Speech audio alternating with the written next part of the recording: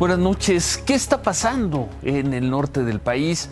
Y en concreto, ¿qué está pasando en Sonora?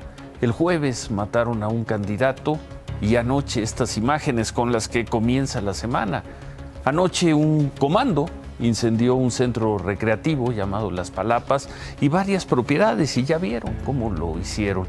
Esto ocurrió en el tramo carretero Pitiquito a Caborca, en Sonora. No se reportan víctimas, solo daños materiales.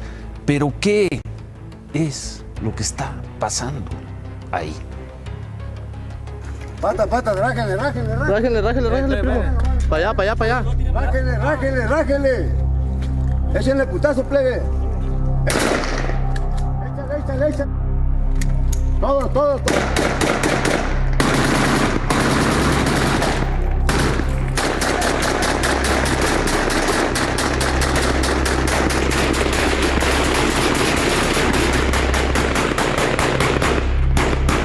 Así fue como personas armadas quemaron el centro recreativo Las Palapas, un balneario ubicado a la altura del kilómetro 98 de la carretera Pitiquito a Caborca. Queme todo el piso, güey. Yo estoy grabando. Venga. Ahí le va otra ráfaga porque le voy a llamar al Chapo Verde.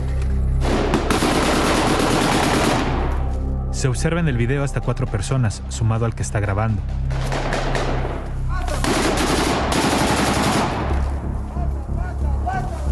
Los sujetos visten uniformes tácticos y en algún momento se alcanza a distinguir en uno de los chalecos la leyenda Sedena. Sin embargo, el resto de la vestimenta de los pistoleros no coincide con el uniforme del Ejército o la Guardia Nacional. Los sujetos recorren todo el balneario, baleando cada fachada y quemando todas las palapas. Según los primeros reportes en redes sociales y de la prensa local, el ataque comenzó a las 8:45 de la noche del domingo, sin que ninguna autoridad interviniera. Saca el cargador. No, saca el cargador, luego cargas. ¡Vámonos! Lo que antes del ataque se veía así, con albercas y toboganes, terminó en cenizas. ¿Qué está pasando en Sonora? Vamos a regresar a Sonora porque en lo político hoy también hubo noticias relevantes. Pero antes, esta tarde los cuerpos de 9 personas, 9, fueron asesinadas, aparecieron. Fueron encontradas en el centro de Zitácuaro, Michoacán. Eran cuerpos abandonados en la parte trasera de una camioneta de carga. La Fiscalía de Michoacán informó que eran 8 hombres y una mujer. Hasta hace unos momentos no habían sido identificados. Se encontraron ahí mensajes en los que la familia michoacana, supuestamente extinta hace muchos años, se adjudica estos asesinatos. Y además, esta tarde, Juan Manuel Guzmán, un candidato de la coalición PRI-PRD a una diputación en el Congreso de Guanajuato, sufrió un ataque. Esto fue en el municipio de Moroleón. El candidato viajaba con 2 personas, 2 colaboradores en su camioneta, cuando los tripulantes de una motocicleta les dispararon. El señor Guzmán y sus colaboradores sufrieron lesiones leves, se rompieron los cristales, los lastimaron. No podemos decir que no pasó a mayores. Los 3 fueron llevados a un hospital, están fuera de peligro. Sonora, Michoacán, Guanajuato, en fin. El fin de semana se difundió el último spot que grabó Abel Murrieta, el candidato de Movimiento Ciudadano a la alcaldía de Cajeme, el hombre que fue asesinado el jueves. El spot lo grabó el día previo a que lo mataran. Fue publicado en la cuenta de Twitter del propio Abel Murrieta. Soy Abel Murrieta y quiero decirles que Cajeme va a dejar de tener miedo. Vamos a recuperar el tiempo perdido. Va en serio contra la inseguridad y la impunidad. Ya basta que los malandros sean los dueños de nuestras calles. Va en serio. Basta que las drogas nos roben a nuestros jóvenes y destruyan nuestras familias. Soy un hombre de ley y voy a poner orden. A mí no me tiembla la mano. Yo no tengo miedo. A mí nadie me va a corromper. Va en serio.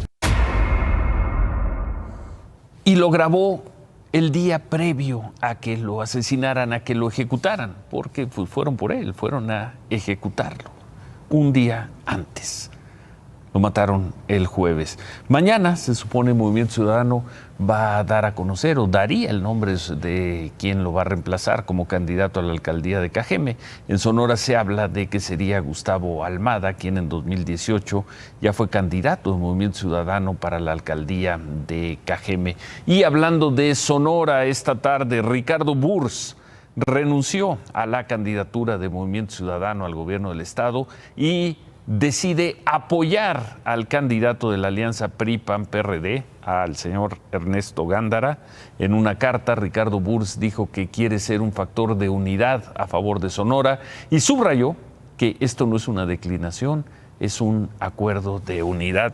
Pide entonces votar por el candidato de la alianza opositora. El señor Burs en distintas encuestas trae entre el 8 y el 10% de las intenciones de votos. ¿Cuántos a estas alturas, a 3 semanas de las elecciones, cuánta de esa intención de votos se puede ir para el candidato de la alianza opositora? Por lo pronto, el candidato de la alianza opositora, Ernesto Gándara, celebró la decisión de su contrincante, Ricardo Burs. Tuiteó: reconozco la entereza y congruencia de Ricardo. Con esta suma damos un mensaje de que en Sonora hay unidad y proyecto. Sin embargo, el partido del señor Ricardo Burs no estaba tan contento. No estuvo de acuerdo con su declinación o con el anuncio de que él mismo va a apoyar a otro candidato. En un comunicado, Movimiento Ciudadano aclaró: la decisión de Ricardo Burs de apoyar a otro candidato es personal, es una decisión que no compartimos ni apoyamos. ¿Y qué dijo el candidato de Morena, Alfonso Durazo, el candidato de Morena al gobierno de Sonora? También tuiteó: anuncian unión los que jamás estuvieron separados, los intereses de siempre que buscan permanecer. Ricardo Burs y Ernesto Gándara demuestran que quieren continuar con el Sonora de unos cuantos, pero 2 malas propuestas no hacen una buena en ningún lado. Así las cosas en Sonora. Y hablando de declinaciones, poco después de que se conociera esta noticia de Sonora, se conoció esta otra, es de Sinaloa. ¿Quién era candidato del Partido Verde al gobierno del estado? Tomás Saucedo, quien traía muy poca intención de voto, muy poca. El candidato del Partido Verde declinó en favor del candidato de Morena, Rubén Rocha. Yo hubiera hecho el confinamiento antes, así respondió la mexicana Andrea Mesa en una parte del certamen Miss Universo 2021, celebrado anoche, donde resultó ganadora. Así respondió: hubiéramos hecho el confinamiento antes y quizá nos habría ido mejor. Y es que, pues ¿qué decirle a la hoy Miss Universo? Pues la cantidad de vidas que se perdieron en México, en las cifras reconocidas por la Secretaría de Salud, son 220,000 con las de hoy, 220,489, más este dato en amarillo que hemos presentado desde hace varias semanas, son las cifras que ya sumó el INEGI, elevan el total de personas muertas a 254,130. ¿Qué habría pasado si se toman medidas antes? Será una pregunta que nos haremos por generaciones. ¿Había que llegar a estos números? Miss Universo, la hoy Miss Universo, piensa que no. En las últimas 24 horas, eso sí, hay que decirlo, se registró la cifra más baja de personas muertas por COVID. Esa es la cifra de hoy, de las últimas 24 horas, 56. No había una cifra más baja desde el 26 de abril del 2020. Hoy 56, lejísimos de los 1,800 mexicanos muertos en un solo día que se llegaron a registrar en enero. 56 personas muertas es una tragedia, es un desastre.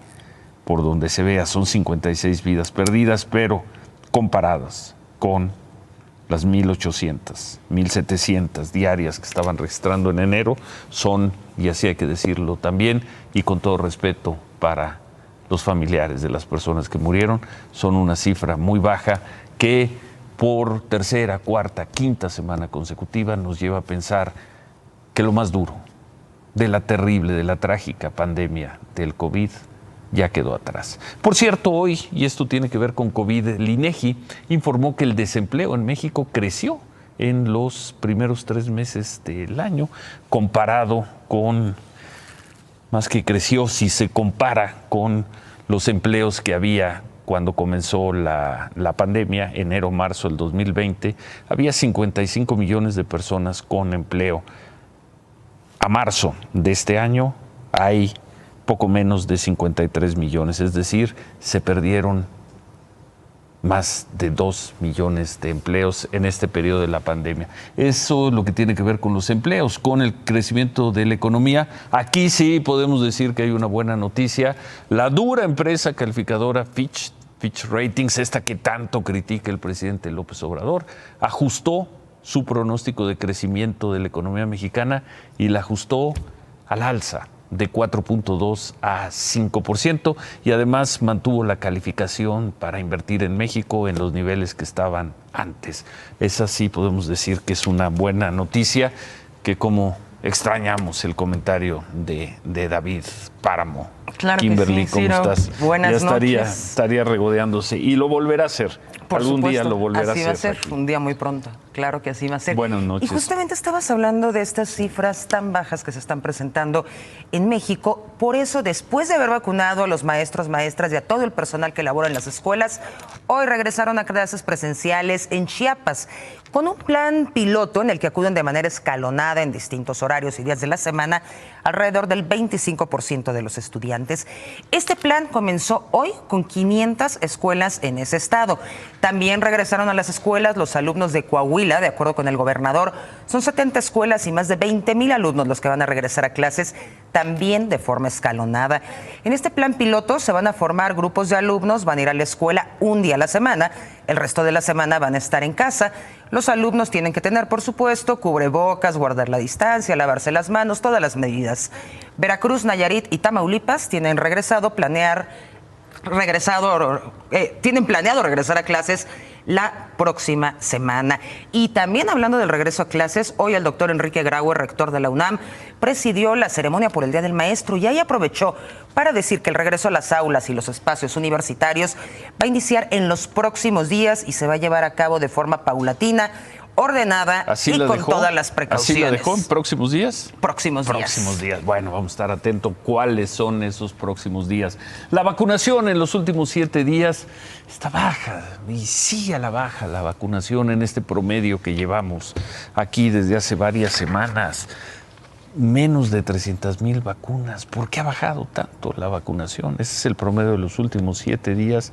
Lejísimos del objetivo del doctor López-Gatell de estar vacunando quizá ya para estas fechas a 1 millón de personas al día. En los últimos 7 días, del lunes a lunes, menos de 300,000 personas al día en promedio. Justamente hablando de vacunas, el presidente de Estados Unidos, Joe Biden, informó que esta tarde van a compartir 80 millones de vacunas contra el coronavirus con el mundo. Son 60 millones de dosis de AstraZeneca, que ya habían anunciado a finales de abril, otros 20 millones de Pfizer, Moderna, Johnson & Johnson. Las primeras entregas van a ser de AstraZeneca y para finales de junio el resto de estas vacunas. Hasta el momento Biden no detalló a qué países se les va a entregar, pero se va a utilizar y se va a coordinar con COVAX y otras organizaciones internacionales. We know America will never be fully safe until the pandemic that's raging globally is under control. No oceans wide enough, no walls high enough to keep us safe. And we need to help fight the disease around the world to keep us safe here at home and to do the right thing of helping other people. It's the right thing to do. It's the smart thing to do. It's the strong thing to do. We'll share these vaccines in the service of ending the pandemic everywhere. And we will not use our vaccines to secure favors from other countries. Pues siguen en el éxito de la vacunación impresionante allá en Estados Unidos y bueno, diciendo que van ahora sí a repartir una gran cantidad de vacunas en el mundo. Sin embargo, su cifra de personas muertas sigue en el orden de los 600, 700. Ahí está la cifra en las últimas 24 horas, 610. Brasil ya está bajando, qué bueno para los brasileños. La India es una tragedia, más de 4,000 otra vez. Y la cifra que veíamos baja en México, baja y esto lleva el total de personas muertas en Estados Unidos, pues ya. 585,000, ya cercanos a los 600,000. Ahí sigue Brasil con 436,000, India en tercer lugar 274,000 y México con los 254,000. Y el mundo hacia los 3,5 millones.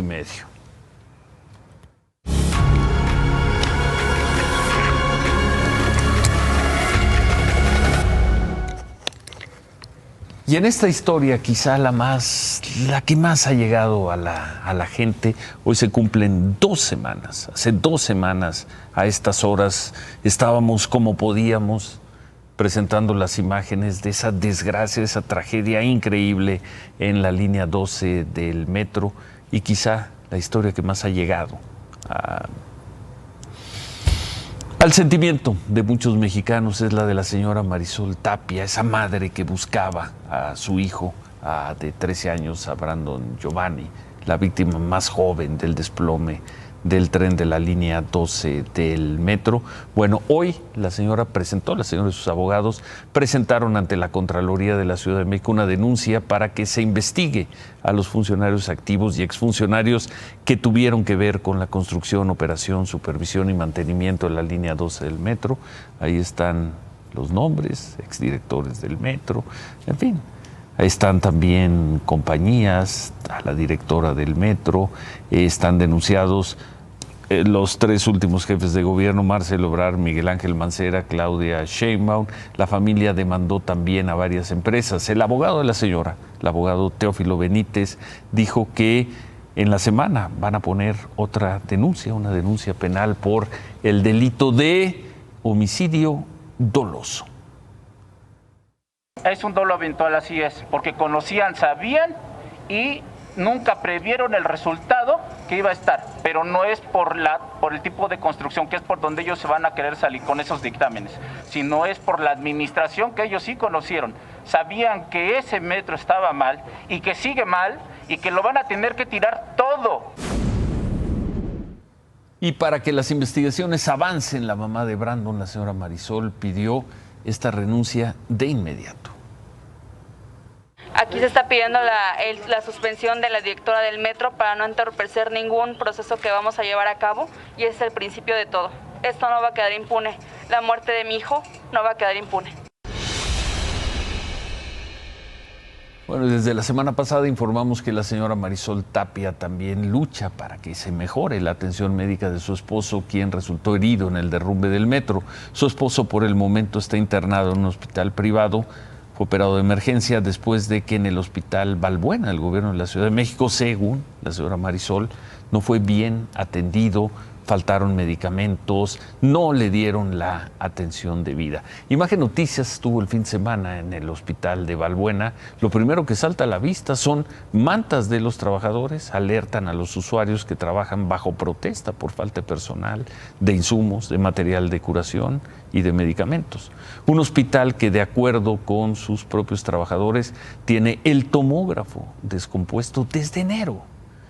Dicen además que no cuenta con medicamentos, que no tienen material de curación suficiente en hospitalización y las áreas de emergencia. Hoy le preguntaron a la jefa de gobierno, Claudia Sheinbaum, sobre la denuncia de la madre de Brandon. Esto respondió. Nunca voy a entablar un debate, una contradicción con alguna víctima o con algún familiar de víctimas. Ellas están en su derecho de poner las denuncias que les corresponda, y lo que le corresponde al gobierno, la obligación del gobierno es estar muy cerca de ellos y darles todo el apoyo que necesite. Entonces ella está en su derecho de poner las denuncias, y nosotros de nuestra parte estamos en contacto con todos los familiares de las víctimas. Y ya van 2 semanas también que está cerrada toda la línea 12 del metro. Imagen Noticias hizo un recorrido por varios puntos de este trayecto. Así encontramos lo difícil que es para la gente poder transportarse sin metro hacia la zona de Tláhuac.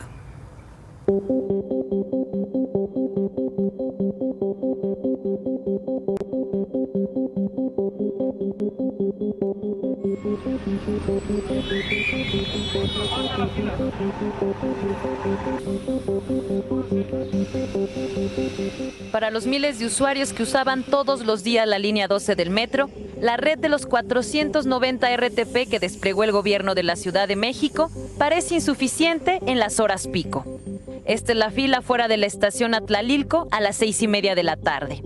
Había 150 personas esperando abordar con dirección a la estación Tláhuac. Vean nada más cómo estamos toda la gente mojándonos. Me estoy haciendo 1 hora y media, 1 hora y cuarto. Después de 20 minutos que me hacía. Algo parecido ocurre en la estación Zapata. Hay 2 filas de usuarios. Unos que esperan la llegada de camiones vacíos y otra para ir de pie. A 2 semanas del colapso del tren en la estación Olivos, los usuarios reclaman que tienen que esperar en filas de hasta 1 hora para subir a un camión. La afluencia de los RTP es constante, pero a cada estación llegan repletos de pasajeros. Pues, ¿qué podemos decir? Todo esto está de mal en peor. ¿Y qué podemos hacer más que ni exigir al gobierno porque no hace nada? ¿Antes cuánto tiempo hacías para llegar a tu destino? Hora 20 minutos. Hora 20 minutos. 3 horas. Ay, no inventes tanto. De verdad. Pues sí, debería ser gratuito porque nadie tiene la culpa. Nosotros no tenemos la culpa de lo que haya pasado. Para evitar la espera, algunos usuarios prefieren abordar los camiones que circulan en el mismo sentido, pero estos también van saturados. Como en la estación Periférico Oriente, una de las de mayor afluencia en la línea 12. Muy difícil poder subirse, y luego para uno que tiene cierta discapacidad es más problemático. Y en la estación Olivos, donde ocurrió el desplome del metro, los vecinos de Tláhuac reclaman que sus tiempos de traslado se han triplicado. Piden al gobierno de la Ciudad de México que atienda pronto la demanda de transporte o que elimine el cobro de 5 pesos. Pues que se apuren a arreglar, si van a meter en Metrobús, que lo hagan ya, pero ya, porque ahorita con el tiempo de lluvia no se puede. Y bueno, Ciro, por la mañana conversaste con el líder del sindicato del metro, Fernando Espino. Te dijo que de acuerdo con los técnicos podrían ya abrir una parte de la línea 12 que se mantiene cerrada. La propuesta es que las primeras estaciones en reabrir en una primera etapa sean las subterráneas que van de Mixcoac a Atlalilco. Luego, de acuerdo con Espino, estarían en posibilidad de abrir las estaciones Culhuacán y San Andrés Tomatlán. Luego, otras 3 estaciones elevadas, que son Lomas Estrella, Calle 11 y Periférico Oriente. Y parece que esta decisión la va a tomar el gobierno de la Ciudad de México y parece, según nos informan, que la van a anunciar esta misma semana. Que así sea, porque los usuarios lo necesitan urgentemente. Ya vimos el caso. Y bueno, vamos a otros temas, porque hoy se conmemora el Día Internacional contra la Homofobia, la Transfobia y la Bifobia. Manera de celebración, el gobierno de la Ciudad de México iluminó con los colores del arco iris varios monumentos y edificios públicos. El Monumento a la Revolución, el Ángel de la Independencia, también están iluminados los edificios del Senado y también del Palacio del Ayuntamiento. La jefa de gobierno pidió que este homenaje recuerde a los capitalinos seguir luchando por una ciudad incluyente y de derechos. Por la tarde también hubo una marcha de varios colectivos en defensa de los derechos de los homosexuales. Se movilizaron sobre Paseo de la Reforma para pedir respeto y también para exigir que mejore la atención médica ante enfermedades como el VIH-Sida. Fue una protesta simbólica. Los organizadores de la marcha gay, la que se celebra cada año de manera multitudinaria. En junio. Así es, dijeron hoy que están analizando la posibilidad de hacerla con eventos presenciales y también con eventos virtuales por el tema. A finales de junio. Así es, esta gran marcha que estábamos acostumbrados todos los años. Gracias. Gracias, Ciro. Buenas noches.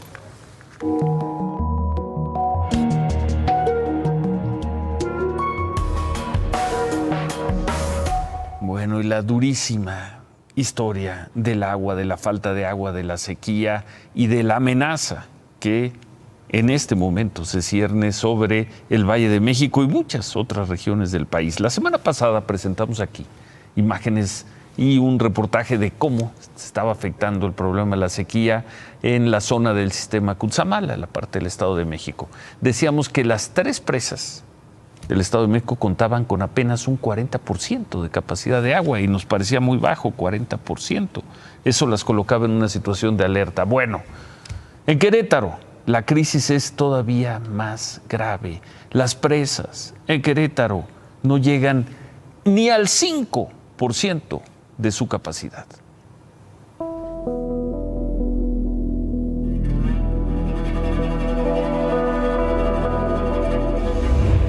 En el mapa de la sed en México, este es Querétaro. Y esta es su principal presa. Constitución de 1917 o Hidalgo, dos nombres para un embalse ubicado a 12 kilómetros de San Juan del Río que hoy no tiene nada. Apenas hilos de agua que recuerdan que eso es una presa, la más importante del estado. Incluso el nivel es tan bajo que no se está alcanzando a sacar nada, porque ahorita en ese nivel, en días pasados habían establecido una bomba gigante de aquel lado, cuando había la posibilidad de sacar, pero como ya bajó a su límite máximo, ya no han podido extraer el agua ni con bomba. Las presas más grandes de Querétaro están en condición crítica. La Constitución de 1917 está, según la última medición oficial, al 2.4% de su capacidad. La San Ildefonso en Amealco solo tiene 3.1% de agua y la presa Centenario en Tequisquiapan está al 4.3% de su capacidad. En Querétaro, la sequía se combina con la falta de agua y tiene contra la pared el pastoreo, la agricultura de temporal y hasta el turismo. Estos dos restaurantes a la orilla de la presa hoy se ven fuera de lugar. El Acapulquito y el Charquito, sus nombres, hoy no tienen más paisaje que ofrecer.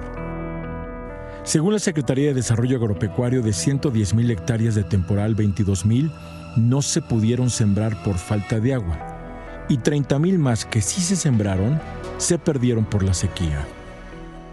El gobierno federal dejó en total desamparo desde el año pasado a los productores agrícolas y a los ganaderos. En el 2019 todavía hubo un seguro agrícola, pero en el 2020 ya no hubo ni agrícola ni pecuario, ninguno de los dos. Y aunque el calendario ofrece algunas lluvias para mayo, es el calendario, pero el electoral, el que tiene los apoyos detenidos. La veda a la que están obligados todos los gobiernos tiene miles de kilos de maíz para productores afectados guardados en bodegas. Un apoyo del gobierno de Querétaro detenido en espera de ser entregado hasta después del 6 de junio.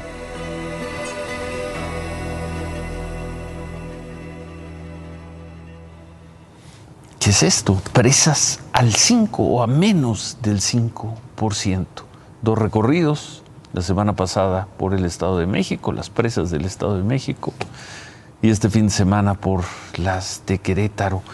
¿Cuál es el límite a esta crisis, a la crisis del agua en México? ¿Qué tanto más se va a seguir perdiendo? En otras cosas, los jueces Juan Pablo, el famoso juez Juan Pablo Gómez Fierro y el juez Rodrigo de la Pesa otorgaron suspensiones definitivas a 6 empresas en contra de la ley de hidrocarburos, aprobada hace unas semanas. Los jueces consideraron que la ley otorga una ventaja competitiva a Pemex y advierten que genera un cambio imprevisible e intempestivo contra los inversionistas privados. Las suspensiones son con efectos generales, mientras que el gobierno puede impugnar estos fallos ante el tribunal colegiado. Para varios especialistas, esta decisión de los dos jueces prácticamente liquida la tan cuestionada reforma a la ley de hidrocarburos o la nueva ley de hidrocarburos, tal como nos los dijo 1, 2, 5, 10 veces aquí David Páramo. Ya vamos a hablar de David en un momento, pero antes, Javier. Ciro, los cruzazulinos como tú que se bajaron del vagón son bienvenidos a bordo de regreso. Hay tiempo. Aquí está la barba intacta y lista para durar, ojalá, 2 semanas más. De regreso le digo cuál va a ser la final del fútbol mexicano. David Páramo me ha ratificado el dato. Regresamos con eso. Yo no me bajé de ningún vagón.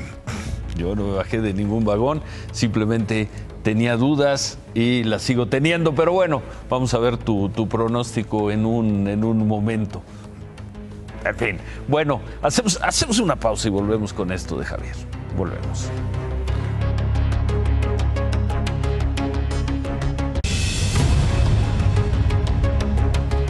Gracias por sus comentarios sobre David Páramo. 2 semanas después, no deja de sorprendernos el cariño, porque eso es cariño de ustedes para con el gran David Páramo.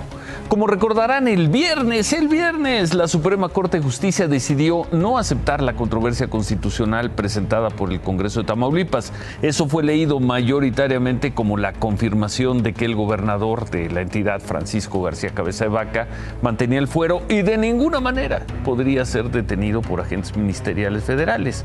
Hay que recordar que hay una acusación contra el gobernador por la que podría ser presentado ante un juez y el juez podría mandarlo a la cárcel. Sin embargo, la secretaria de Gobernación repitió esta mañana que el gobernador ya no tiene fuero. Hay una laguna ahí legal que me hubiera encantado que la Suprema Corte hubiera interpretado, porque dice los congresos locales, continuarán con los trámites. Entonces, ¿cuál es eso de continuarán? Es nombrarán a un gobernador o qué es lo que quiso decir el constituyente. No es que no se entienda, es que creo que hay un vacío legal para interpretar. No tiene fuero. Gracias. En su opinión, el gobernador no tiene fuero. En la mañana le pidieron también una opinión al presidente López Obrador. Respondió que no estaba enterado y que es un asunto que le toca resolver a la Suprema Corte de Justicia. ¿Tiene o no tiene entonces fuero el gobernador de Tamaulipas? Esto nos dijo su abogado, Alonso Aguilar Sincer. No puede ser detenido porque dice expresamente y no fue puesto a disposición de las autoridades federales por el Congreso local. No debe ser detenido. No es procedente que un juez libere una orden de aprehensión en contra de alguien que goza de fuero. Para ustedes es clarísima la resolución del ministro. Es clarísima. Corresponde al Congreso del Estado resolver en definitiva. No hay duda entonces para el abogado defensor si tiene fuero el gobernador. Diga lo que diga la secretaria de Gobernación. Por cierto, la Fiscalía General de la República presentó esta tarde un recurso de reclamación en contra de lo que resolvió la Suprema Corte de Justicia, concretamente lo que resolvió el ministro Juan Luis González Alcántara el viernes. Entendemos que si apelan, reclaman la decisión del viernes de la Suprema Corte, es porque consideran que el gobernador sigue teniendo fuero. Si no fuera así, ¿qué reclamarían? En fin. Se quedan con ¿Qué importa? Gracias. Buenas noches. Ánimo.